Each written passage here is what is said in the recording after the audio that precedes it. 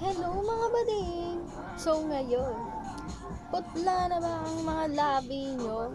O di na kayo panigisan na mahal niya? Kasi nga, bading putla na. So ngayon, may iaano ako sa inyong product na sobrang ganda kapag ginamit nyo. Babalik yung pagiging sweetness ng shortcut. Try it. Pak, bading. Ang ganda niya sa labi. Tapos, tignan mo bading. Ang ganda. Tapos, ang bango pa niya.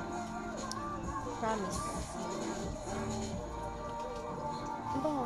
Bili ka na, bading. Super duper bango. Mura lang.